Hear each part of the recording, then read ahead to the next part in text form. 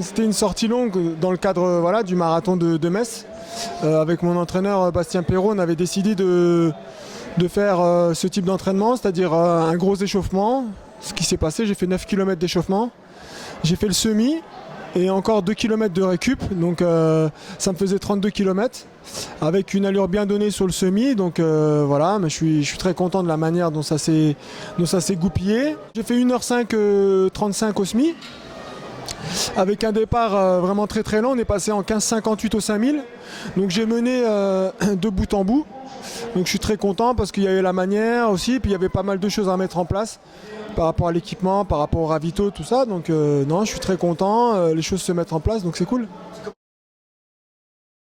Ouais, il reste encore 3 bonnes semaines, bien 15 jours de travail. Là, je descends demain sur Lyon pour continuer ma préparation avec mon coach et avec un petit groupe d'athlètes, dont Dieudonné Dizy, là, avec qui j'ai couru aujourd'hui. Donc voilà, non, je suis pas impatient, je suis très tranquille. Quand tous les voyants sont au vert, c'est que ça roule et il faut que ça continue comme ça.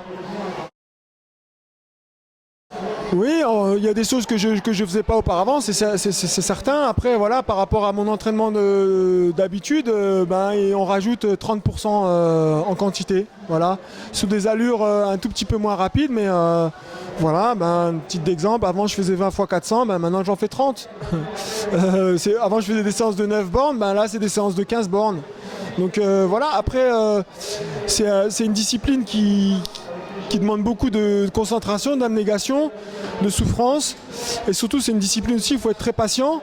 Et dans l'entraînement, j'ai appris à l'être.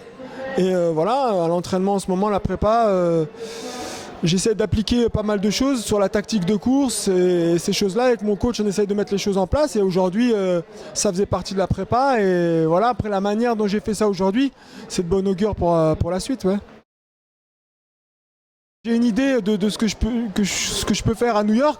Après moi c'est plus dans le comportement et surtout aussi au niveau de la place parce que New York c'est vraiment un marathon où la place compte beaucoup.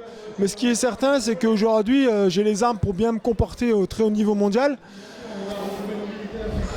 Je préfère franchement garder mes ambitions pour moi, mais si je décide d'aller à New York c'est pour faire quelque chose de bien et comme j'ai toujours fait quand je me suis préparé pour quelque chose, j'ai toujours mis les moyens et je me sacrifie pour ça. Donc voilà, là-dessus, si j'y vais, c'est pas pour rigoler, quoi, c'est certain. C'est gentil, ouais, mais je sais qu'il y a beaucoup de gens derrière moi, des passionnés qui m'encouragent et tout, et j'essaie voilà, de retranscrire un petit peu ce que je fais à l'entraînement en compétition, d'être accessible. Je pense qu'en tant que sportif de haut niveau, des fois c'est bien d'être voilà, il y a des droits, il y a des devoirs, et moi j'essaie de renvoyer à l'athlétisme que ça m'a apporté. Papy, là, ouais, mais c'est mes 2 premiers entraîneurs. C'est eux qui m'ont donné l'amour de l'athlète, la passion de l'athlète.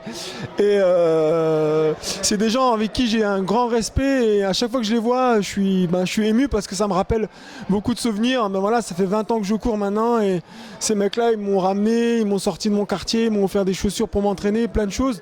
Donc je serai redevable. Voilà, un titre de cadet avec des records. Et je serai redevable à vie de ce qu'ils m'ont apporté.